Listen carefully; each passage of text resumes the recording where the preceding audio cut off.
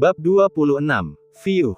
Bahkan Pak Tua Wu pun tak dapat menahan diri untuk tidak terkesiap. Dia mendongak dan menatap Yi Feng dengan penuh arti. Di matanya, Yi Feng mengeluarkan mutiara api seperti menanggapi keraguannya. Seolah berkata, aku dapat dengan mudah mengeluarkan mutiara api, tapi bagaimana denganmu?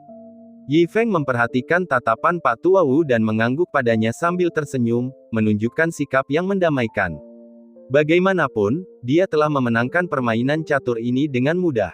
Tentu saja, melihat ini, Pak Tua Wu yakin Yi Feng memang seperti apa yang dibayangkannya. Ia menatap papan catur. Ya, ia memang kalah dalam permainan catur, tetapi bukan itu yang ia pedulikan. Keduanya telah bangkit dari permainan catur ke tingkat persaingan yang lebih tinggi. Dia harus mengakui, dia tidak pernah menduga Yi Feng mampu menghasilkan mutiara api. Nilai mutiara api lebih tinggi dari apa yang dapat dibayangkannya. Nilai yang setara dengannya adalah mutiara air, mutiara tanah, mutiara logam, dan mutiara kayu. Bersama-sama, kelima mutiara ini dapat membentuk mutiara agung tak terbatas, yang secara instan mengubah manusia biasa yang belum pernah berkultivasi menjadi orang suci. Legenda mengatakan bahwa seorang guru tertinggi di Laut Utara telah mengumpulkan 4 mutiara lainnya, hanya kekurangan mutiara api. Namun tanpa diduga, mutiara api ini ada di sini. Jika dia mengambil mutiara ini untuk ditukarkan dengan guru itu yang kebetulan hanya kekurangan mutiara api, dia hampir dapat menukarnya dengan harta yang tak terhitung nilainya yang berkali-kali lipat dari mutiara ini. Tetapi dia tidak melakukannya. Mengapa? Dengan tingkat kultivasinya, tidak mungkin dia tidak tahu tentang ini. Itu berarti bahwa karena tahu ia dapat menukar mutiara api dengan sesuatu yang jauh lebih berharga, ia memilih untuk tidak melakukan pertukaran. Ini menunjukkan bahwa ia sebenarnya tidak terlalu membutuhkan barang yang nilainya puluhan kali lebih besar daripada mutiara api. Dia bahkan mungkin memandang rendah mereka.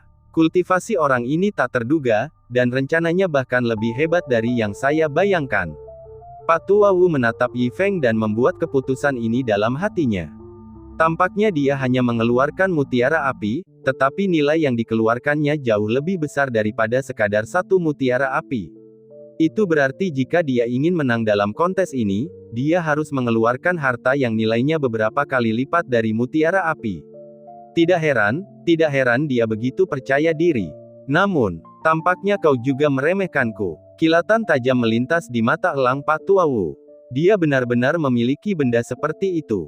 Saudara Yi, tolong lihat ini untukku, katanya. Dengan lambaian tangannya, sebuah penggaruk bergigi 7 muncul. Melihat garu yang tiba-tiba muncul di tangannya, Yi Feng tidak terkejut. Ia mengira lelaki tua itu baru saja kembali dari bertani di ladang dan kebetulan membawanya. Garu itu mungkin sudah tidak berfungsi lagi. Karena tahu dia mengerjakan besi di samping, lelaki tua itu memanggilnya untuk memeriksanya.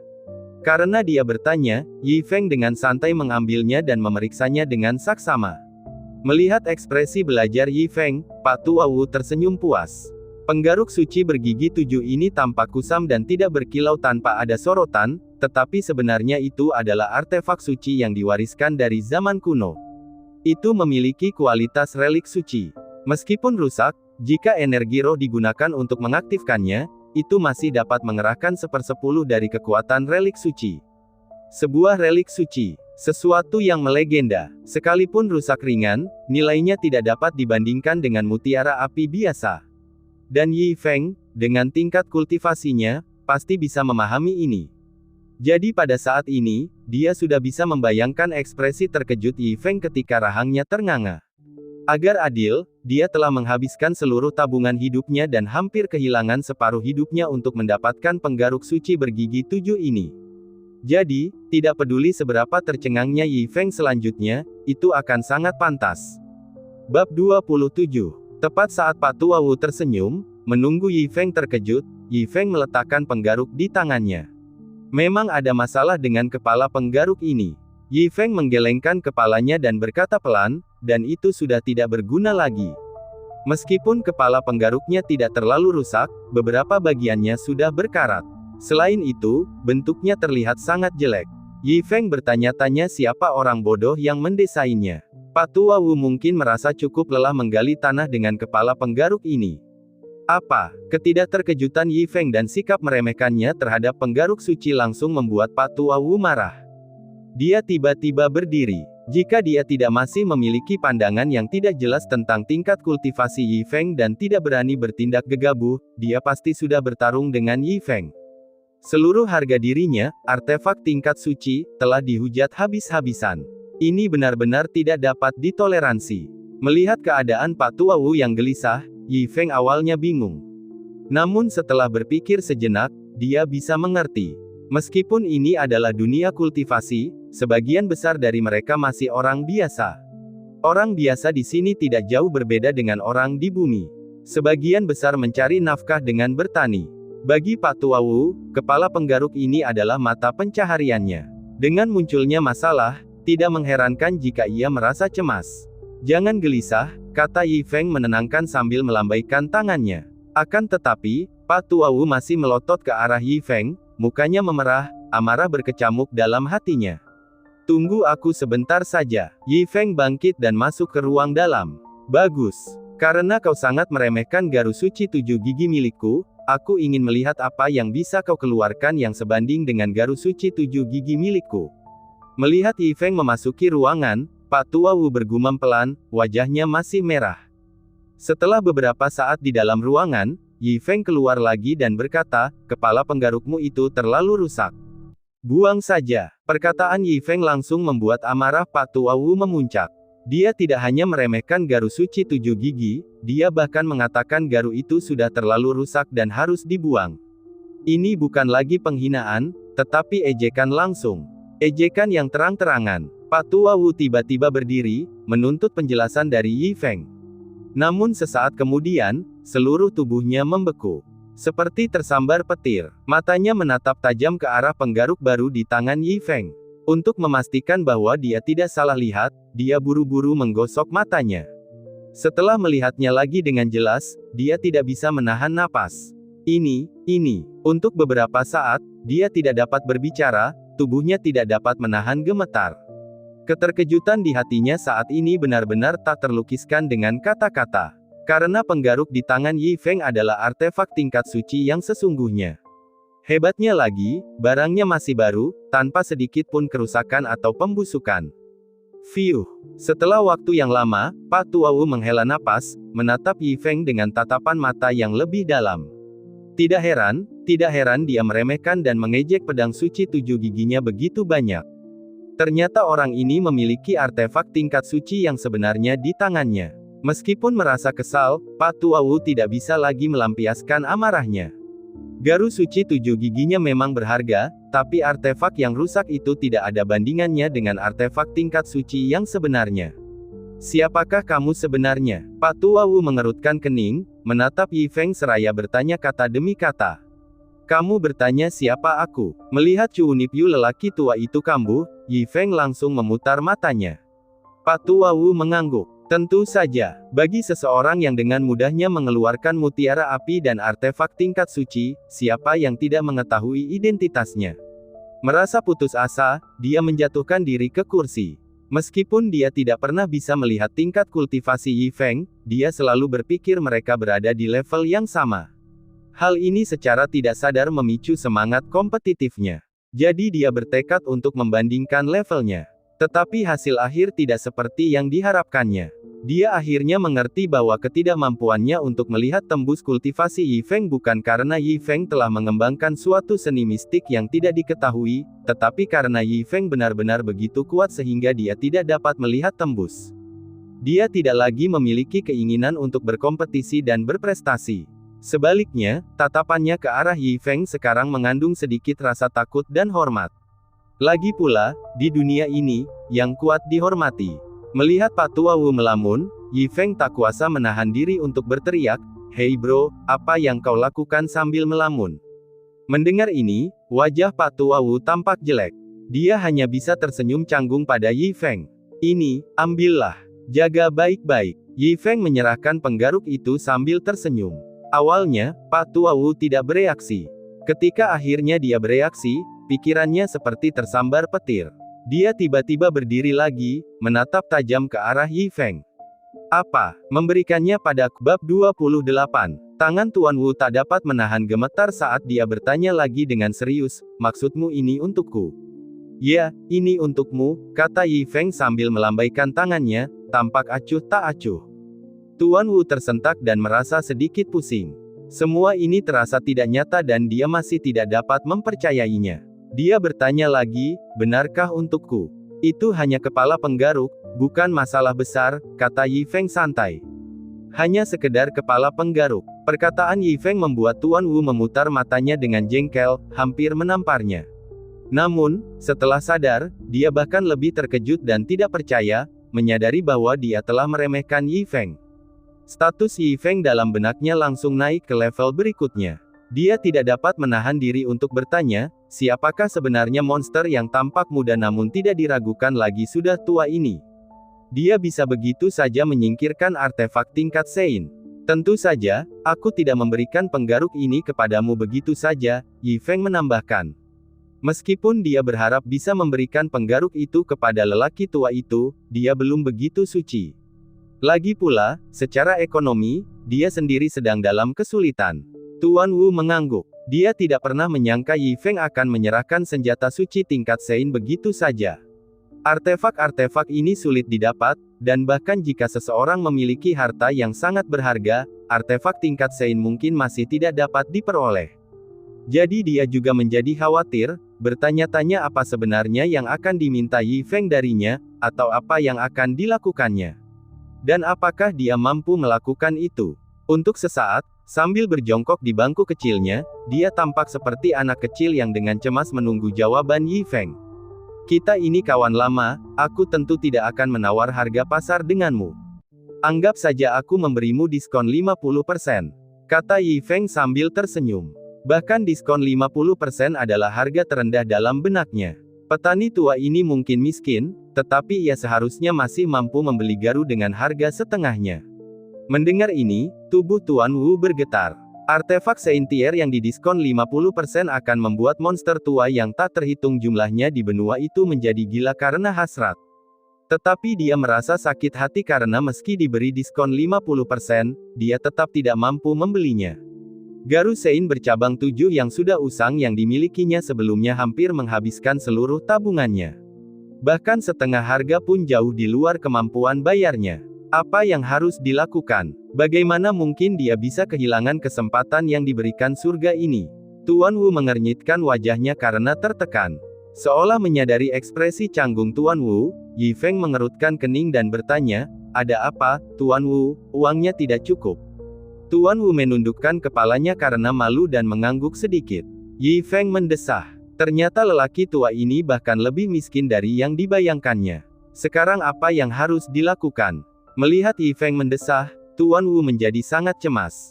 Jika Yi Feng menarik kembali kesempatan yang diberikan surga ini, dia akan hancur.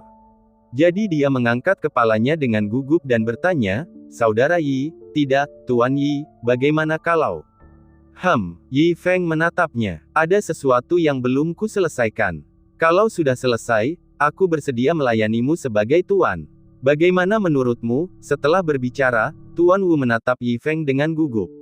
Dia tidak tahu apakah Yi Feng akan setuju melayani di bawahku. Yi Feng terkejut, lalu mengerutkan bibirnya. Apakah Cuunipyu orang tua itu kambuh lagi?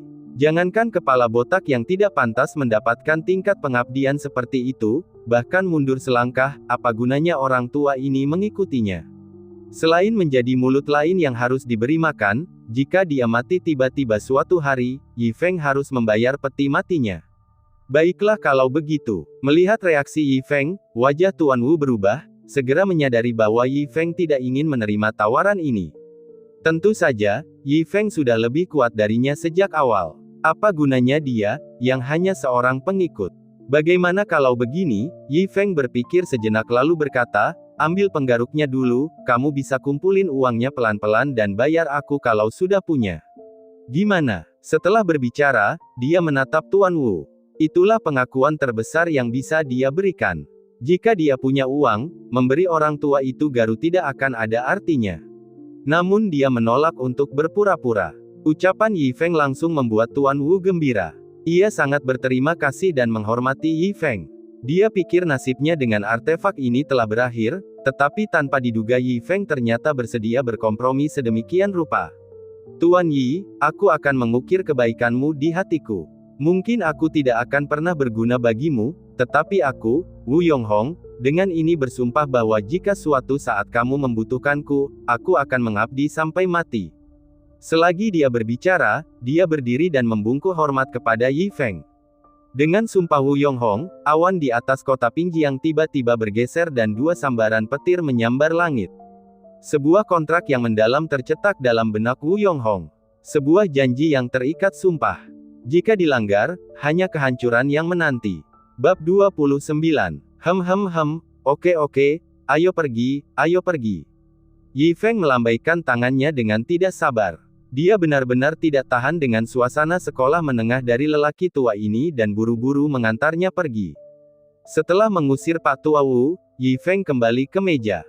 Dia asyik membaca buku Purple Cloud Immortal and Supreme Treasure, sepanjang sisa waktunya, mengurung diri di balik pintu tertutup seharian. Dengan datangnya musim gugur, angin musim gugur di luar jalan menjadi semakin suram, tetapi itu tidak memengaruhi Yi Feng. Bahkan udara dingin yang menusuk tidak sebanding dengan matahari kecil, dan Yi Feng tidak takut. Tampaknya Yi Feng akan mengalami musim dingin yang nyaman tahun ini. Zhong Qing masih pendiam, berlatih tinju dengan tekun setiap hari, sambil sibuk dengan pekerjaan sambilan di aula seni bela diri. Ergo Xiao Qing berbaring di kaki Yi Feng. Luka-lukanya telah pulih sepenuhnya. Dia sesekali melihat Yi Feng berlatih tinju dan sesekali mengamati lukisan-lukisan di aula depan aula seni bela diri. Kekuatannya telah mengalami kemajuan yang luar biasa. Suatu hari, Patriark Qingshan datang berkunjung. Ketika dia tiba, dia tampak sedang memikirkan sesuatu. Yi Feng memperhatikan kondisinya dan menghiburnya dengan sup ayam dari kehidupan sebelumnya.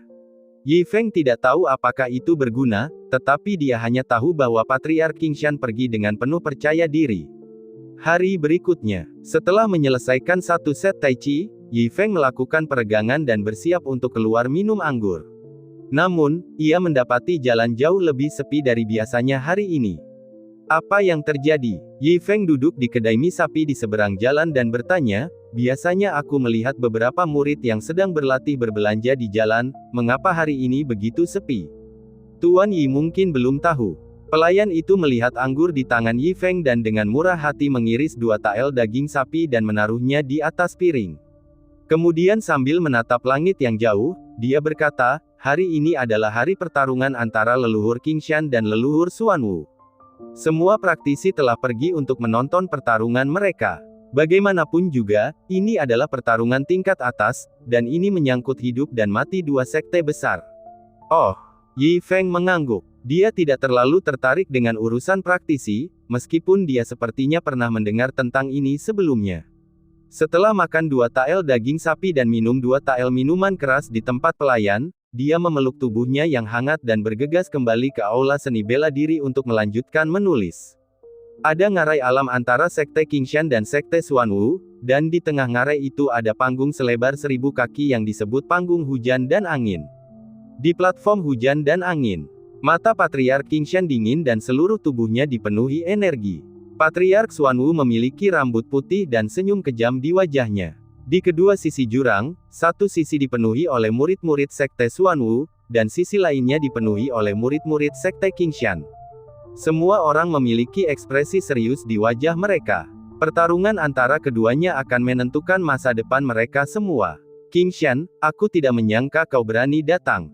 Patriark Xuanwu berkata dengan nada mengejek. Patriark Qingshan hanya mendengus dingin, tanpa banyak bicara. Mati. Keduanya tampaknya tidak banyak melakukan pemanasan. Begitu Xuanwu memperlihatkan auranya, seperti kilatan petir, dia terbang ke udara, lalu dengan hebat menamparkan ke arah Patriark Qingshan. Pada saat ini, kekuatan alam Raja Bela Diri tidak diragukan lagi terungkap di tangan Xuanwu. Sebelum serangan itu tiba, bebatuan di bawah kaki Patriark Qingshan sudah retak, terbelah menjadi retakan menyerupai jaring laba-laba. Patriark Qingshan tidak mau kalah. Aura yang sama meledak dan dia menghentakkan kakinya ke tanah. Sebuah lubang besar muncul di tanah dan sosoknya yang secepat kilat bergegas menuju jejak telapak tangan itu. Ledakan. Ledakan yang menggetarkan bumi bergema di platform hujan dan angin. Gelombang Qi yang tak terhitung jumlahnya menyebar ke segala arah, memaksa para pengikut yang menyaksikan dari jauh untuk mundur lagi dan lagi. Kekuatan kedua raja bela diri yang hebat itu memang mengerikan. Namun, kerumunan itu tidak peduli untuk mundur. Mata mereka seperti lubang jarum yang menatap langit, juga ingin tahu, dalam tabrakan pertama antara kedua leluhur itu, siapa yang lebih kuat. Lalu mereka melihat, dalam Qi, satu sosok terlempar mundur ratusan kaki karena malu. Itu adalah Patriark Qingshan. Melihat ini, wajah semua orang sekte Qingshan seketika berubah muram. Di tengah kerumunan, wajah cantik Peng Ying pucat pasi saat dia menggenggam erat kedua tangan gioknya. Dia telah bergabung dengan sekte Qingshan selama beberapa waktu dan sangat memahami pentingnya pertempuran ini. Mungkinkah setelah dia akhirnya bergabung dengan sekte Qingshan, dia akan menghadapi kehancuran sekte Qingshan? Sekte Xuanwu berbeda. Mereka langsung bersorak kegirangan. Hahaha, Qingshan, kau benar-benar tidak berguna. Setahun dari sekarang akan menjadi hari peringatanmu. Di udara, Patriark Xuanwu tertawa keras, wajahnya penuh ejekan. Wajah Patriark Qingshan menjadi jelek setelah mendengar ini. Kesenjangan antara keduanya memang sangat besar. Mati. Patriark Xuanwu jelas tahu kehebatan memukul anjing yang tenggelam. Tanpa banyak penundaan, dia terbang seperti hantu dan menamparkan Patriark Qingshan lagi, menghancurkan langit dan memusnahkan bumi. Tamparan ini, kekuatannya bahkan lebih besar dari yang sebelumnya, dan auranya bahkan lebih ganas. Kalau saja Patriark Qingshan memiliki kekuatan seperti yang baru saja ditunjukkannya, menghadapi tamparan Patriark Xuanwu, dia pasti akan terluka parah bahkan mungkin mati. Bayangan telapak tangan yang diselimuti Qi itu semakin membesar di angkasa, menerangi separuh langit, sekaligus semakin mendekat ke arah Patriark Qingshan. Namun Patriark Qingshan tidak bergerak sama sekali. Melihat ini, banyak penonton luar menggelengkan kepala. Banyak yang menduga bahwa ini adalah Patriark Qingshan yang mengaku kalah dan menyerah. Terutama orang-orang sekte Qingshan, wajah mereka bahkan lebih pucat. Tampaknya mereka telah melihat pemandangan kehancuran sekte Qingshan di bawah telapak tangan ini. Ketika bayangan pohon palem itu berjarak kurang dari 30 kaki dari leluhur Qingshan tiba-tiba menampakkan senyum dingin di wajahnya, lalu mengeluarkan pisau dapur dari dadanya. Akhirnya, giliran bab 30. Ketika mereka melihat pemandangan ini, para penonton yang tak terhitung jumlahnya terkejut. Pisau dapur. Lalu, ledakan tawa mengejek meledak dari arah Xuan Wuzong. Pisau dapur, ini lucu sekali. Hahaha, ya, senjata tetua Qingshan yang terhormat sebenarnya hanyalah pisau dapur. Mungkinkah sekte Qingshan benar-benar miskin sehingga tetua Qingshan ini membawa pisau dapur dari dapur mereka? Mendengar suara-suara serak itu, para pengikut Qingshan pun tampak sangat jelek. Walaupun mereka pernah melihat pisau ini sebelumnya, mereka tidak terlalu percaya diri dengan kekuatan tempurnya saat digunakan. Qingshan, kau benar-benar sudah kehabisan akal, beraninya kau membawa pisau dapur untuk melawanku. Siapa yang kau pandang rendah? Tetua Xuanwu dengan merendahkan mendorong telapak tangannya, wajahnya penuh dengan penghinaan saat berbicara. Coba saja dan Anda akan melihatnya. Tetua Qingshan mengucapkan sebuah kalimat tanpa ekspresi. Saat suaranya jatuh, pupil matanya tiba-tiba mengecil, dan telapak tangannya terayun keluar. Kemudian, pisau dapur biasa menebas ke arah Xuanwu. Semua orang menggelengkan kepala. Ini tidak diragukan lagi adalah telur yang menabrak batu. Namun, pada saat berikutnya, pisau dapur yang tampak biasa itu tiba-tiba bersinar dengan cahaya yang menyilaukan. Kemudian, pisau itu mengeluarkan cahaya bilah yang membentang ribuan kaki. Di bawah cahaya pedang ini, semua orang tidak dapat menahan diri untuk tidak memejamkan mata. Pada saat yang sama, aura yang tak terkalahkan menyelimuti seluruh paviliun hujan. Mereka yang kultivasinya lemah bahkan merasa ingin bersujud.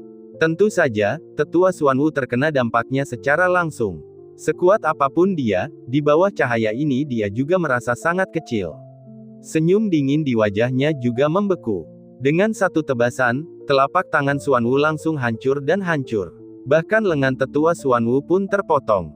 Rasa sakit yang luar biasa dan serangan balik yang dahsyat menyerbu tubuh tetua Xuanwu. Diiringi teriakan yang memilukan, tetua Xuanwu dengan kacau berlarian di sekitar paviliun hujan seperti lalat. Huf! Apa? Melihat kejadian ini, semua orang yang hadir tidak percaya. Mereka tidak bisa menahan napas, sementara murid-murid Qingshan bersorak dengan sorak-sorai yang belum pernah terjadi sebelumnya. Pada saat yang sama, pisau dapur di tangan tetua Qingshan menarik banyak tatapan mata yang berapi-api. Kekuatan pisau ini melampaui ekspektasi semua orang. Sungguh mengerikan. Di tengah kerumunan, Peng Ying juga terkejut, bibir merahnya terbuka. Meskipun dia telah melihat pisau dapur ini di dalam slip Gyoku Jie, menyaksikan kekuatannya secara langsung masih sangat berdampak. Yang lebih tidak masuk akal lagi adalah dia merasa semakin akrab dengan pisau dapur ini. Dia bahkan merasa seperti telah melihatnya lebih dari satu kali, tetapi guncangan hebat itu membuatnya tidak dapat mengingat di mana tepatnya dia melihatnya. Tentu saja, dia juga merasa rasa keakraban ini terlalu fantastis. Bagaimana mungkin dia, seseorang yang menyelinap ke sekte Qingshan, telah melihat senjata dewa tingkat atas seperti itu sebelumnya? Hahaha, tetua Qingshan juga terguncang oleh tebasannya sendiri. Dia tertawa keras dan percaya diri di udara. Qingshan, dasar hina, kenapa kau punya senjata suci yang mengerikan seperti itu? Tetua Xuanwu jengkel sambil berteriak, bersikaplah jujur dan letakkan pisau dapur itu untuk melawanku dengan adil.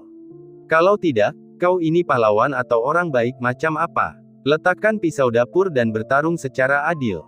Kau berharap dengan indah. Aku akan menindasmu sesukaku, jadi kenapa?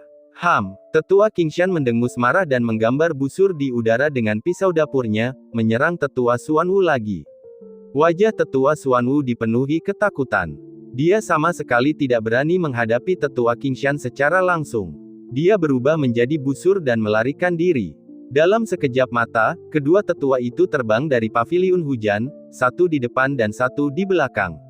Segera mereka berada di atas kota Pinjiang. Ledakan, desir, huf. Saat ia mengejar tetua Xuanwu, setiap tebasan tetua Qingshan dengan pisau dapur bergema di langit. Kekuatannya yang dahsyat membuat langit bergemuruh. Tetua Xuanwu dalam bahaya besar. Menghadapi pisau dapur yang mengerikan itu, yang bisa dia lakukan hanyalah melarikan diri. Kedua tetua itu kemudian terbang melewati kota Pinjiang lagi, bertempur menuju suatu tujuan yang tidak diketahui. Brengsek, keributan itu membuat Yi Feng sangat kesal. Dia meletakkan kuas dan kertasnya lalu keluar, menatap riak energi yang tersisa di langit. Dia segera menyadari ada kultivator yang bertarung lagi. Siapa itu? Pergilah bertarung lebih jauh. Yi Feng meludah dan berjalan kembali ke aula bela diri. Dia menunggu suara-suara itu mereda sebelum dengan tenang melanjutkan tulisannya. Dalam setengah bulan berikutnya, Yi Feng akhirnya menyelesaikan novelnya, Perikabut Ungu dan Harta Karun Tertinggi. Ia kemudian menuju ke Serikat Dagang Pinjiang. Orang yang menerima Yi Feng adalah pemimpin serikat, Mao Lin. Sebagai pemimpin serikat dagang, statusnya jauh lebih tinggi daripada orang biasa. Awalnya seseorang dengan kedudukan seperti dia tidak akan menerima tamu secara pribadi, tetapi Mao Lin pernah mengikuti serikat ke pegunungan dan digigit ular berbisa. Banyak dokter tidak dapat menyembuhkannya sampai ramuan Yi Feng berhasil, jadi Yi Feng dianggap sebagai dermawan Mao Lin.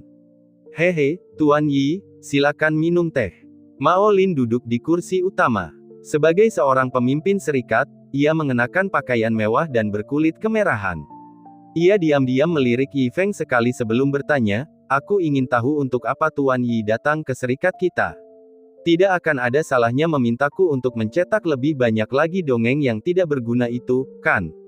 Mendengar ini, alis Yi Feng sedikit berkerut dan ekspresinya menjadi agak canggung. Tuan Yi, sejujurnya, Anda datang untuk duduk sebentar tidak apa-apa dan saya dapat dengan senang hati menerima Anda karena bagaimanapun juga, Anda adalah dermawan saya.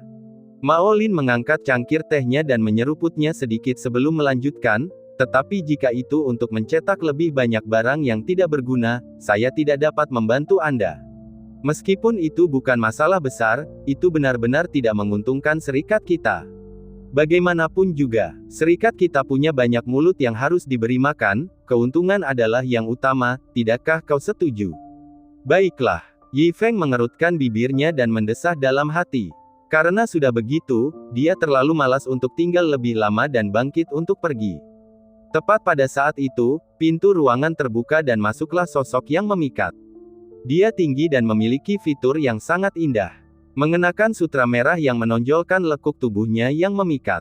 Yuner, apa kau tidak lihat aku sedang menerima tamu? Bagaimana bisa kau datang begitu saja tanpa alasan seperti ini? Tegur Mao Lin, namun sorot matanya penuh dengan rasa sayang. Ayah, aku datang untuk bertanya apakah kau sudah menemukan penulis Mimpi Kamar Merah? Wanita bernama Yuner itu mengeluh dengan ramah. Dari alamatnya, dia jelas adalah mutiara dari Serikat Dagang, Putri Mao Lin, Mao Yuner. Bab 31. Ketika Yi Feng mendengar ini dan hendak bangkit dan pergi, tatapannya bergerak. Pengarang Mimpi Kamar Merah. Bukankah itu diriku? Aku tidak menyangka Mao Yuner ini masih menjadi pembacaku. Mungkin masih ada peluang untuk mencetak buku. Lagi pula, kondisi keuangannya sudah tidak memadai sekarang. Benar saja, ketika Mao Lin mendengar Mao Yuner menyebutkan Mimpi Kamar Merah di depan Yi Feng, wajahnya juga menjadi menarik. Dia buru-buru batuk 2 kali dan memarahi dengan ringan, Yuner, aku bilang aku sedang menerima tamu, kamu keluar dulu. Mao Yuner menatap Yi Feng, menggembungkan pipi kecilnya dan berjalan pergi. Melihat Mao Yuner mengundurkan diri, Mao Lin tersenyum tipis dan menatap Yi Feng sambil berkata sambil tersenyum, Tuan Yi, aku tidak akan menyembunyikannya darimu. Putriku memang pembacamu. Membaca mimpimu tentang Kamar Merah di awal benar-benar membuatku terjaga sepanjang malam. Akan tetapi, saat dia mengatakan ini, nadanya berubah lagi. Tetapi, sebagai mutiara aliansi bisnis saya, dia memiliki tanggung jawab besar dan menghabiskan sepanjang hari memikirkan beberapa buku yang emosional, yang sungguh tidak pantas dan tidak menghasilkan bisnis yang baik. Saya juga sudah memberi tahu Anda dengan jelas, saya tidak ingin membantu Anda mencetak harta karun tertinggi Anda, dan sebagian alasannya juga karena putri saya. Karena begitu buku ini terbit, dia akan terobsesi lagi dengan buku itu, jadi saya harap Anda mengerti. Mendengar ini, Yi Feng mengangguk sedikit tanpa banyak bicara, lalu bersiap untuk bangkit dan pergi. Tunggu, Mao Lin berteriak lagi. Yi Feng berhenti dan menatapnya. Mao Lin berdiri dan berjalan ke arah Yi Feng, sambil melambaikan tangannya. Anak buahnya mengerti dan berjalan keluar, segera membawa nampan giok dengan 2 baris koin emas di atasnya, mungkin lebih dari 100 koin. Yi Feng menatapnya bingung. Kamu baru saja melihatnya, putriku sedang mencarimu, penulis asli. Mao Lin menyerahkan nampan giok itu kepada Yi Feng dan melanjutkan, jangan ungkapkan identitasmu di depan putriku. Ini 100 koin emas, ambillah. Alis Yi Feng sedikit berkerut saat dia melihat nampan batu giok. Setelah ragu-ragu sejenak, dia mengulurkan tangan dan hanya mengambil 10 koin emas darinya, lalu berkata, 10 koin itu untuk uang obat herbal terakhir kali. Sedangkan sisanya, tidak perlu. Setelah mengatakan itu, Yi Feng berbalik dan pergi. Jalan mereka berbeda dan mereka tidak memiliki bahasa yang sama. Tidak perlu mengatakan apapun lagi. Di pintu, dia berpapasan dengan Mao Yuner yang sedang menunggu.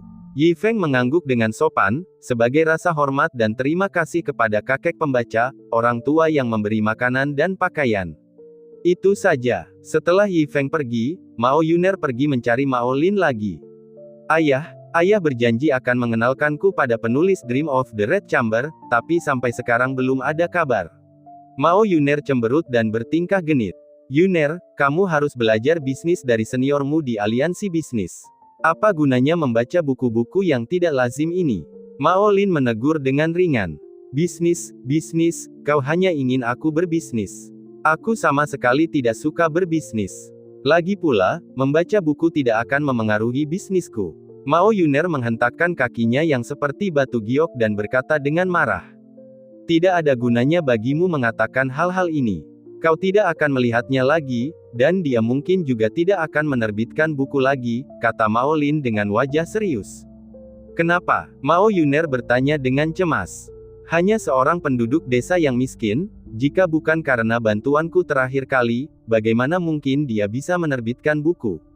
Mao Lin berkata dengan nada menghina, lagi pula, ini tidak akan mendatangkan banyak keuntungan bagi aliansi bisnis, jadi kami tidak akan bekerja sama dengannya lagi. Tapi penjualan Mimpi Kamar Merah sangat bagus, dan aliansi bisnis juga menghasilkan banyak uang darinya. Mao Yuner berkata dengan enggan, mengapa tidak bekerja sama dengannya lagi? Meskipun ada cukup banyak keuntungan itu masih terlalu kecil dibandingkan dengan kepentingan inti kami. Dan sekarang adalah masa kritis untuk bersaing dengan aliansi bisnis Baofeng. Aliansi bisnis tidak mengizinkan gangguan. Melihat Mao Yuner masih ingin mengatakan sesuatu, dia melambaikan tangannya dengan anggun dan berteriak, "Baiklah, aku sedang sibuk dengan urusanku, bawa nona muda kembali untuk beristirahat." Tidak peduli seberapa keras Mao Yuner berjuang, kedua pelayan itu langsung membawa Mao Yuner pergi. Setelah meninggalkan aliansi bisnis, angin musim gugur pun berdatangan, dan sosok Yi Feng tampak agak sedih. Kehidupan tidak mudah dimanapun. Tampaknya jika Anda ingin menerbitkan buku untuk menghasilkan uang, Anda hanya dapat menemukan cara lain. Tepat saat dia berjalan menuju pintu aula seni bela diri, dia melihat dua sosok yang dikenalnya, satu besar dan satu kecil, duduk di tangga aula seni bela diri, memegang dagu mereka dan menunggu sesuatu. Itu adalah Luo Lengshui dan Yin Luoli dari gerbang Qingshan. Mereka sendiri adalah praktisi, dengan temperamen yang luar biasa dan kecantikan alami. Tubuh mereka montok dan menawan, dan orang-orang yang lewat terus memperhatikan mereka. Melihat Yi Feng kembali, wajah cantik kedua wanita cantik itu menampakkan kegembiraan dan menghampirinya. "Salam, Guru." Luo Lengshui membungkuk, tetapi matanya tidak berani menatap Yi Feng. Yin Luoli menatap Yi Feng dengan penuh rasa ingin tahu bagaikan seorang bayi, karena dia telah mendengar Sifu dan saudara perempuannya berkata lebih dari sekali bahwa lelaki di depannya adalah seorang guru yang tak tertandingi, dan dia pasti bersikap sopan dan hormat saat melihatnya. "Kalian berdua?" Yi Feng mengangguk, tersenyum dan bertanya, "Di mana saudara Qingshan? Kenapa dia tidak datang?" "Guru, paman saya baru-baru ini sedang memulihkan diri di rumah, dan secara khusus meminta kami untuk datang menemui guru terlebih dahulu." Luo Lengshui menyerahkan sekeranjang buah yang dibungkus dengan indah dan berkata dengan lembut, "Ini adalah buah-buahan yang dipetik dari pegunungan. Paman saya meminta kami untuk memberikannya kepada guru." "Kamu terlalu baik." Yi Feng tersenyum dan mengambil keranjang buah itu. Dia membukanya tanpa basa-basi dan melihatnya. Di dalamnya ada beberapa buah putih seperti boneka yang tampak sangat lezat. Melihat senyum Yi Feng, Luo Lengshui pun tidak begitu terkendali. Dia harus mengakui bahwa berinteraksi dengan senior ini sangat nyaman. Memikirkan hal ini, dia mengobrol santai dengan Yi Feng dan bertanya, "Dari mana asal guru itu?" "Saya." Yi Feng tersenyum pahit dan berkata, "Saya bebas dan tidak punya kegiatan apapun, jadi saya menulis buku untuk mensubsidi pengeluaran keluarga saya, tetapi saya kesulitan mencari tempat untuk menerbitkannya." Tuan menulis buku untuk mensubsidi pengeluaran keluarganya, tetapi tidak dapat menemukan tempat untuk menerbitkannya.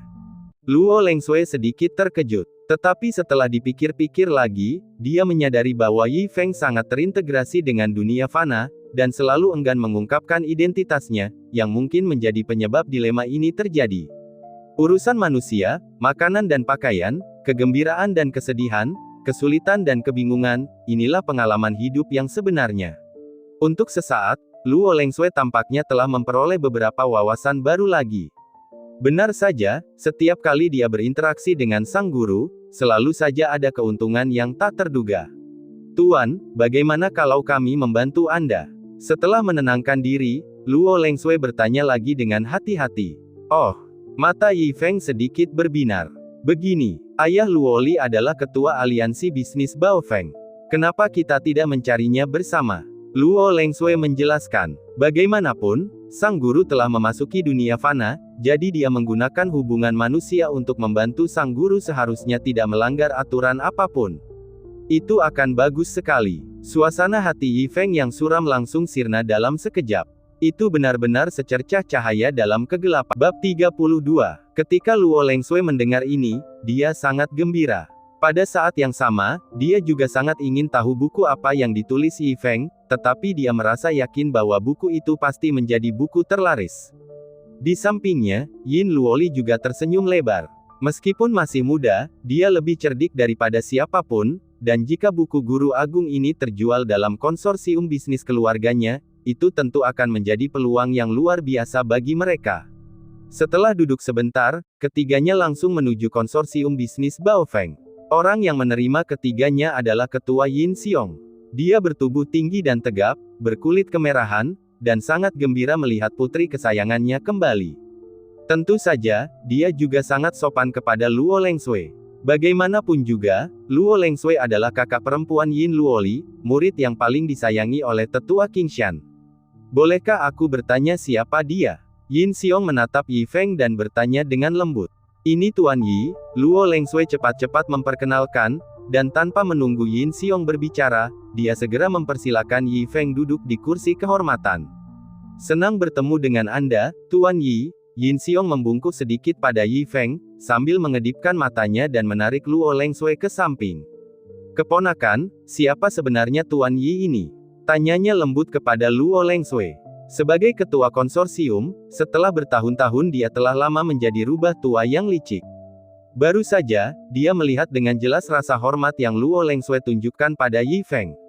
Yang lebih aneh lagi adalah bahwa putrinya yang biasanya bersemangat dan nakal, Yin Luoli, bersikap sangat baik di hadapannya. Hal ini membuatnya tidak bisa tidak tertarik pada identitas Tuan Yi ini. Luo Lengshui memandang Yi Feng yang sedang mencicipi tehnya, seolah meminta izin. Setelah beberapa lama, melihat Yi Feng tidak bereaksi, dia akhirnya menundukkan kepalanya dan berkata kepada Yin Xiong dengan sangat serius, "Paman, saya tidak bebas untuk mengungkapkan terlalu banyak tentang identitas Tuan Yi, tetapi Anda harus ingat bahwa bahkan guru saya harus menghormatinya dan memanggilnya Tuan Yi. Hari ini, mungkin ini adalah kesempatan yang luar biasa bagi konsorsium Baofeng Anda, jadi Anda harus memanfaatkannya dengan baik." Mendengar ini, tubuh Yin Xiong bergetar. Dia segera menghirup udara dingin. Dia tidak pernah meragukan kata-kata Luo Lengshui, dan dia bisa merasakan kesungguhan dalam nada bicaranya. Dia tidak menyangka Luo Lengshui akan membawakannya seorang biksu terkemuka yang bahkan dihormati oleh tetua Qingshan. Kemudian sebagai seorang pengusaha biasa, dia tidak berani melanjutkan berpikir. Tetapi paling tidak, dia sudah tahu bagaimana dia harus bertindak mulai sekarang. Kemarilah, bawakan makanan lezat terbaik dari konsorsium. Yin Xiong melambaikan lengan bajunya, dan sederet pelayan yang menawan dan cantik segera datang membawa nampan berisi makanan lezat, takut bersikap lalai terhadap Yi Feng sedikit pun. Setelah beberapa percakapan, Yi Feng langsung mengungkapkan tujuannya. Menerbitkan buku. Ketika Yin Xiong mendengar ini, dia hampir tidak ragu sama sekali dan segera memanggil pengurus. "Tuan, apa perintah Anda?" tanya pelayan itu dengan hormat. "Mulai hari ini, konsorsium akan mengerahkan segala upaya untuk membantu Tuan Yi menerbitkan bukunya. Baik itu penataan huruf, tulisan tangan, atau pencetakan, semuanya harus dilakukan dengan kualitas terbaik. Jika ada kesalahan sekecil apapun, saya akan meminta pertanggungjawaban Anda," perintah Yin Xiong langsung. "Tuan, fokus konsorsium kita selama ini adalah perhiasan, perak, dan perlengkapan budidaya. Jika kita mengendurkan perhatian pada hal-hal tersebut, konsorsium Pingjiang akan merambah pangsa pasar kita. Tidakkah Anda berpikir?" Pelayan itu mendongak dengan khawatir dan berkata, "Saya tidak tahu apa-apa tentang itu. Siapa yang mengizinkanmu mengatakan begitu banyak?" Yin Xiong tiba-tiba marah besar, langsung menamparkan muka pengurus itu, sambil berteriak, "Sudah kubilang padamu untuk mengalihkan fokus konsorsium ke buku Tuan Yi. Lakukan saja apa yang kukatakan, kau tidak perlu bicara lagi." "Ya, Tuan." Wajah pelayan itu berubah warna karena ketakutan, dan dia tidak berani berkata apa-apa lagi. Dia buru-buru mundur sambil memegangi pipinya yang bengkak. "Ketua Yin, tidak perlu sejauh itu. Fokus saja pada bisnis awal konsorsiummu." Yi Feng berkata dengan terkejut, karena dia hanya ingin menerbitkan beberapa buku untuk mendapatkan uang saku, dan tidak pernah berpikir untuk mengerahkan seluruh upaya konsorsium untuk menerbitkan bukunya. "Apa maksudnya?" "Sejujurnya, saya pribadi cukup senang membaca buku. Dan konsorsium kami sudah lama berencana untuk memperluas ke arah ini," kata Yin Xiong sambil tersenyum lebar, berbicara dengan lancar. Untuk sesaat, Yin Luoli dan Luo Lengshui di samping tercengang dan tak bisa berkata apa-apa. Yin Luoli khususnya tidak dapat menahan diri untuk berpikir, mengapa saya tidak pernah tahu konsorsium kita ingin berekspansi ke arah ini.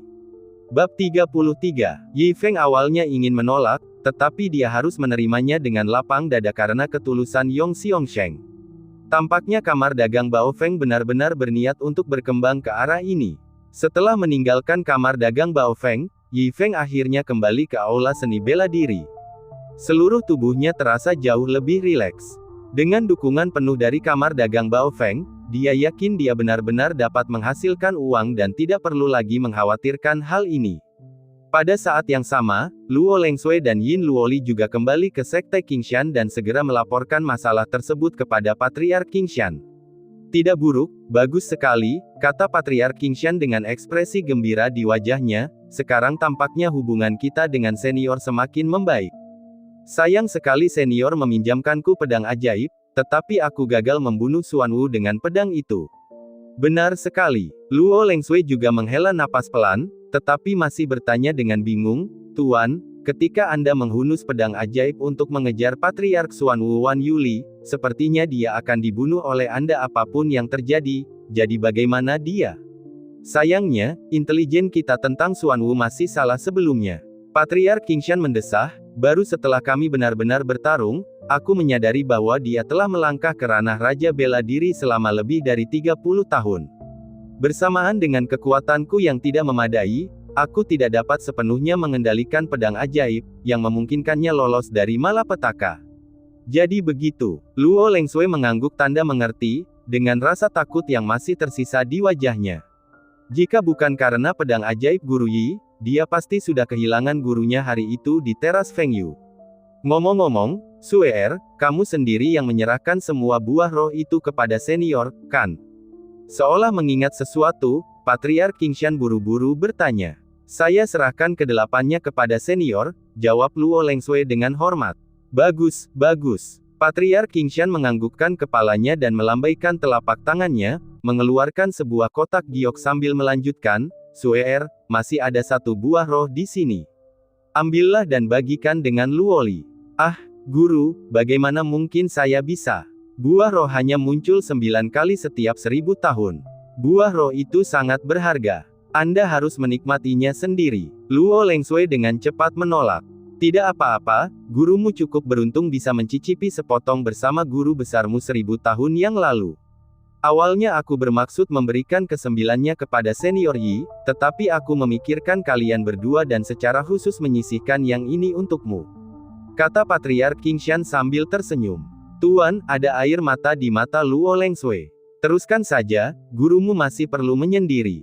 Ikutlah denganku lagi untuk mengunjungi senior setelah aku keluar. Setelah mengatakan itu, Patriark Qingshan memejamkan matanya. Baik, muridmu silakan pergi. Luo Lengsui dengan hormat melangkah mundur sambil memegang kotak giok di kedua tangannya. Waktu berlalu tanpa suara. Saat itu sudah musim gugur yang dalam. Di bawah operasi penuh kamar dagang Baofeng, tulisan-tulisan Yi Feng telah berhasil diterbitkan. Aula seni bela diri. Yi Feng duduk di tepi tempat tidur dengan telapak tangannya di dahi Zongqing. Tuan, saya baik-baik saja. Zongqing membuka matanya dan berkata, Anda istirahat saja, saya akan berbaring sebentar dan merasa lebih baik lalu pergi memasak. Masih bilang kamu baik-baik saja.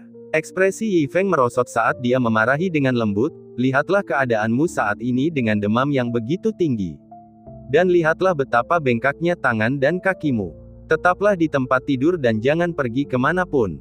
Yi Feng jarang marah, menyebabkan Zongqing diam-diam menutup mulutnya. Melihat ini, Yi Feng mendesah pelan. Dia hanya bisa menyalahkan dirinya sendiri karena tidak cukup memperhatikan Zongqing. Anak laki-laki itu telah berlatih tinjunya sepanjang hari, menyebabkan ototnya tegang. Tangan dan kakinya bengkak parah. Selain masuk angin, dia tampak sangat kurus kering. Setelah menutupi Zongqing dengan selimut, Yi Feng berjalan dengan cemas ke aula depan. Ia memanggul keranjang bambu, bermaksud untuk mengumpulkan obat-obatan bagi Zongqing di gunung belakang kota Pingjiang.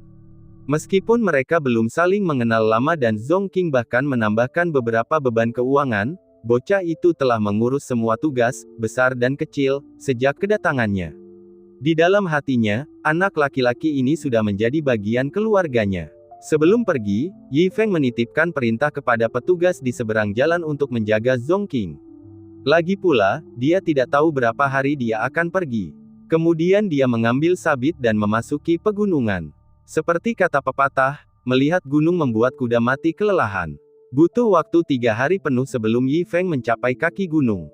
Untungnya, tidak banyak binatang buas di pegunungan. Ia biasanya bisa mengisi perutnya dengan buah-buahan liar dan kelinci. Air mata air pegunungan menghilangkan dahaganya. Sambil mengumpulkan obat-obatan, meskipun melelahkan, pemandangan unik dan indah di pegunungan adalah pesta visual yang tak ternilai. Pada hari-hari yang dihabiskan Yi Feng di pegunungan, kota Pingjiang diliputi kegilaan mengejar bukunya. Sebuah buku berjudul, Harta Karun Tertinggi dan Sang Abadi Awan Ungu, muncul begitu saja. Kisah cinta, kebencian, dan liku-liku takdir antara para tokoh utamanya menyentuh hati banyak orang, sehingga cetakan pertama buku itu langsung terjual habis. Hal ini tidak hanya terjadi pada orang biasa, namun sebagian besar murid perempuan Sekte Qingshan memegang salinannya. Buku-buku sang guru memang ditulis dengan baik. Hanya orang seperti dia yang bisa menulis buku seperti itu. Luo Lengsui duduk bersila di puncak Sekte Qingshan, awan-awan berputar di sekelilingnya. Sosoknya yang cantik muncul dan menghilang di kejauhan, secantik peri surgawi. Hanya dalam waktu 2 hari, Luo Lengsui telah selesai membaca buku itu sekali. Ketika dia menutup buku itu, tidak tahu apakah itu karena keengganan untuk berpisah dengan cerita atau karakternya, air mata memenuhi matanya yang indah. Suer. Pada saat ini, sesosok tubuh mendarat di samping Luo Lengsui. Ia memancarkan aura yang mengesankan, berdiri dengan tangan tergenggam di belakang punggungnya sambil menatap Luo Lengsui. Salam, kakak senior tertua. Orang itu adalah Zhu Yun dari Sekte Qingshan. Luo Lengsui berdiri dan memberi hormat. Suer, mengapa sekte begitu lalai akhir-akhir ini? Aku tidak melihat ada murid yang berlatih di tempat latihan. Zhu Yun baru saja keluar dari pengasingan dan mendapati Sekte Qingshan sangat tenang, sama sekali tidak memiliki suasana ramai seperti biasanya. Sebagai pemimpin sekte, dia tentu saja tidak ingin melihat ini dan berbicara dengan nada marah. Mendengar ini, Luo Lengsui tertawa kecut sebelum menjawab, saya khawatir ini terkait dengan buku Guru Yi. Buku Guru Yi? Zhu Yun terkejut dan mengulurkan tangannya, apakah kamu memilikinya? Luo Lengsui mengulurkan tangan gioknya. Zhu Yun menerima buku itu dan memegangnya dengan hikmat sambil bertanya, ini benar-benar ditulis oleh Guru Yi? Luo Lengsui mengangguk dengan sungguh-sungguh. Zhu Yun menarik napas dengan penuh semangat, kakinya menyapu langit saat ia langsung mencapai cakrawala. Kakak senior tertua, kamu panggil Luo Lengsui. Aku akan mengasingkan diri selama 2 hari. Bantu aku menangani urusan sekte, kita akan membicarakannya nanti. Suara Zhu Yun terdengar dari langit. Luo Lengsui tercengang. Kakak senior tertua, bukankah kamu baru saja keluar dari pengasingan? Tapi langit. Tetap di bab 34, Kamar Dagang Pingjiang. Kecuali para petinggi kamar dagang, Mao Lin duduk di pucuk pimpinan dengan wajah yang amat muram. Ketua, cepatlah dan pikirkan sesuatu. Pada saat ini, seorang eksekutif puncak akhirnya tidak dapat tinggal diam dan keluar untuk berkata, seperti yang kita semua tahu, sebuah kota hanya dapat memiliki 1 kamar dagang kelas 1. Sekarang, kebetulan saja ini adalah momen kritis untuk menilai kamar dagang.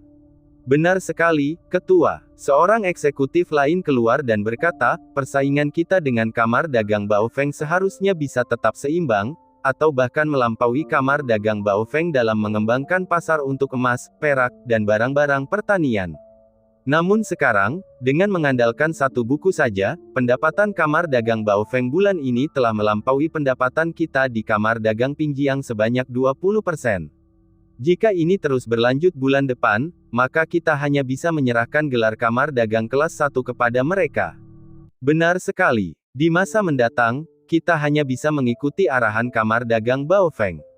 Bahkan penetapan harga barang dan pilihan pasar akan diprioritaskan oleh mereka terlebih dahulu. Orang lain keluar dan berkata. Untuk sesaat, seluruh orang di aula konferensi merasa cemas. Hal itu membuat Mao Lin yang duduk di ujung sana tampak makin muram, telapak tangannya mencengkeram sandaran tangan sambil mengeluarkan suara berderak.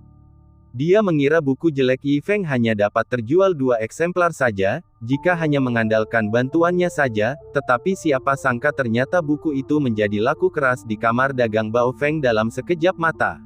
Tidak hanya itu, buku ini bahkan memungkinkan kamar dagang Baofeng menggunakan buku ini untuk secara langsung meningkatkan keuntungan mereka hingga 20% dibandingkan kamar dagang Pingjiang. Ketua, saya dengar sebelumnya bahwa penulis asli buku ini sepertinya pernah datang menemui Anda sebelumnya. Pada saat ini, seorang eksekutif puncak bertanya kepada Mao Lin. Alis Mao Lin berkedut. Tidak apa-apa untuk tidak menyebutkan hal ini, tetapi begitu hal itu diungkit, dia hampir terkena serangan jantung. Benar, Yi Feng datang untuk mencarinya terlebih dahulu, tetapi dia telah menyerahkan kesempatan menghasilkan uang ini. Ini bahkan lebih menyedihkan daripada kehilangan istrinya. Seketika, wajahnya tampak sangat malu. Dia terbatuk 2 kali sebelum melambaikan tangannya dan berkata, "Semuanya, harap tenang. Apakah kamar dagang Pingjiang pernah menghadapi sesuatu yang tidak dapat kami tangani? Saya akan mengurus masalah ini. Bolehkah saya bertanya bagaimana ketua berencana untuk menyelesaikannya?" Seseorang bertanya. Jelas, meskipun Mao Lin adalah ketua majelis dagang itu bukan satu-satunya yang ada di sana. Masalah ini telah menimbulkan pertanyaan dari semua orang. Saya kenal dengan penulisnya, paling tidak saya akan menemuinya untuk berdiskusi lagi dan memintanya untuk menerbitkannya lagi di kamar dagang Pingjiang saya, kata Mao Lin dengan ekspresi muram.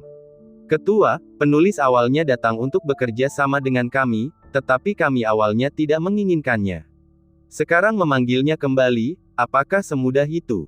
Tanya seseorang. Mendengar ini, wajah yang lain juga menunjukkan ekspresi khawatir. Mendengar ini, raut wajah Mao Lin juga tidak terlihat baik.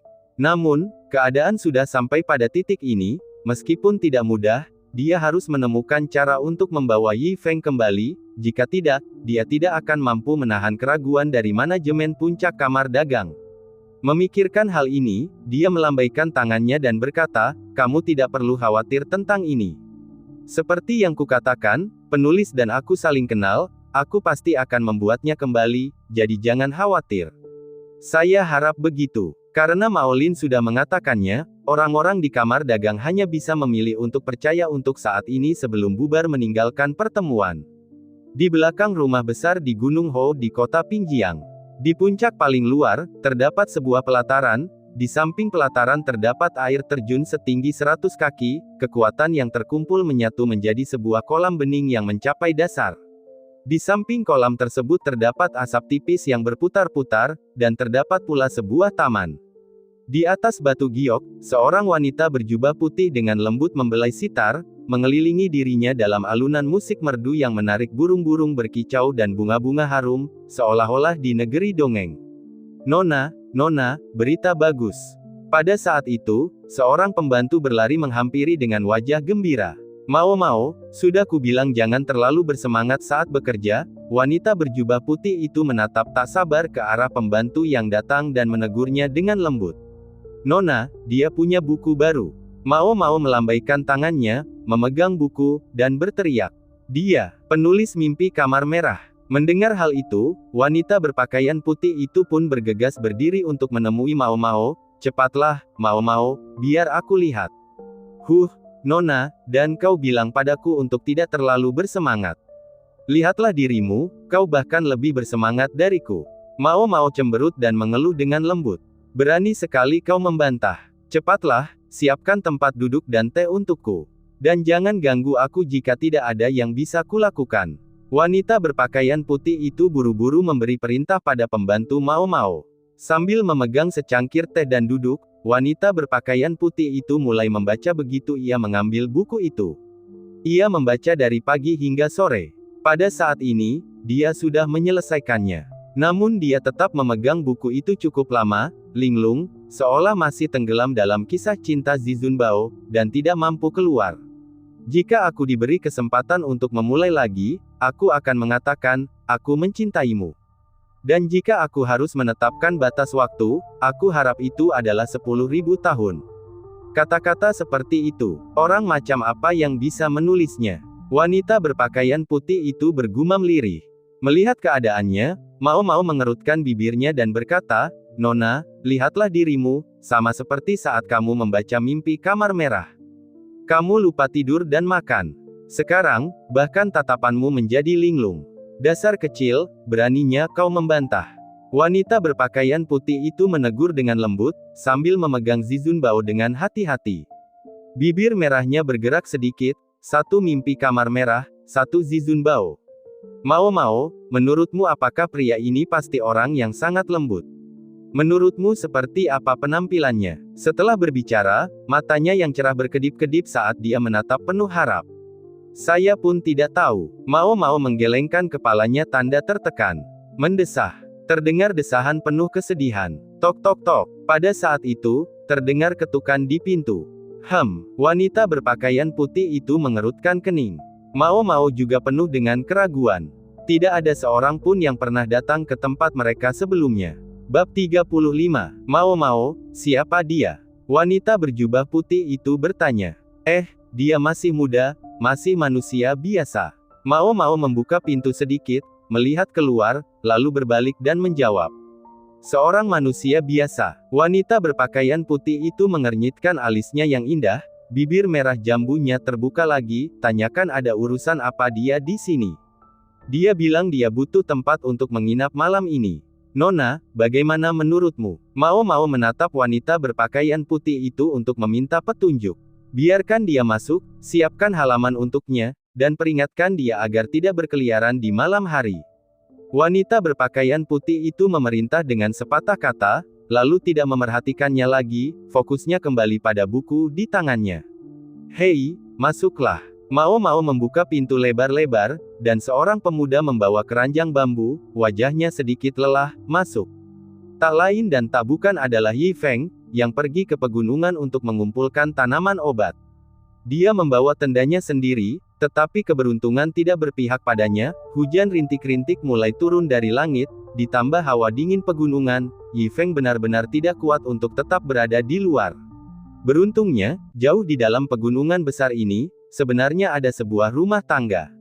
Terima kasih banyak. Yi Feng buru-buru mengungkapkan rasa terima kasihnya sebelum melangkah melewati pintu. Begitu masuk, Yi Feng terpikat oleh pemandangan di depan matanya, terutama wanita yang duduk di bawah air terjun, begitu anggun dan alami. Hujan yang tertinggal setelah badai di pegunungan yang kosong. Pulang ke rumah saat senja karena musim gugur tiba terlambat. 3000 kaki layar perak di halaman yang tenang. Seorang cantik di dekat bebatuan, membelai sitarnya. Pemandangan indah ini menyebabkan Yi Feng tidak dapat menahan diri untuk tidak memujinya dengan puisi kuno dari kehidupan masa lalunya. Tentu saja, agar sesuai dengan acaranya, ia juga sedikit mengubah dan mengadaptasinya.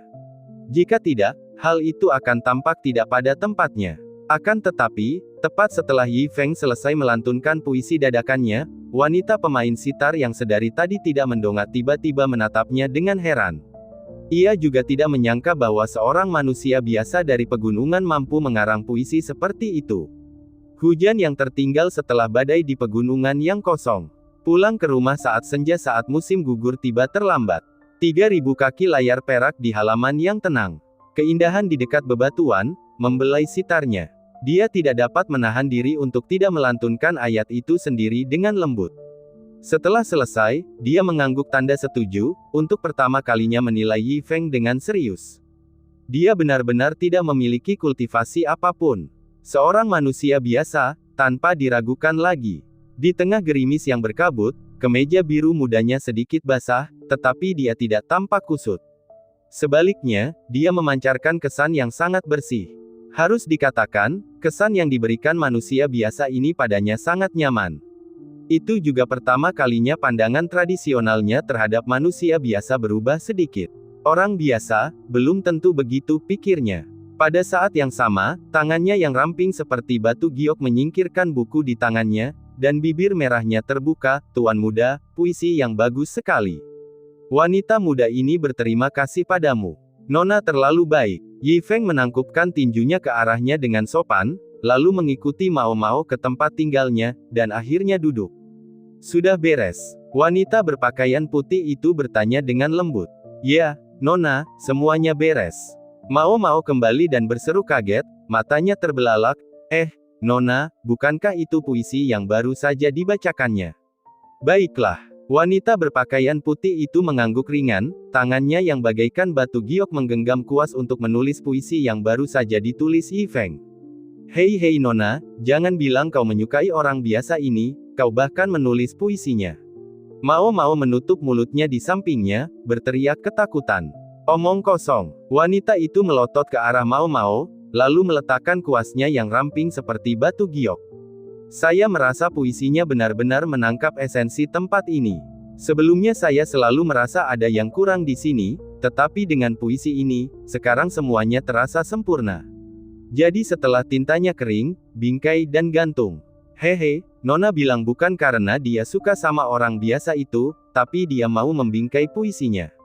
Mau terkekeh nakal di balik tangannya. Dasar gadis nakal, teruslah bicara omong kosong dan lihat apakah aku tidak akan memukulmu. Wanita berpakaian putih itu bergerak seolah-olah hendak memukul Mao, sambil berkata, betapapun hebatnya manusia biasa, dia tetap saja manusia biasa, jauh berbeda dengan kita. Bagaimana mungkin aku bisa mengagumi seseorang hanya karena sebuah puisi? Di samping itu, suaranya yang merdu melemah, tidak berlanjut lebih jauh. Dia hanya menggenggam erat salinan Dream of the Red Chamber dan The Supreme Treasure.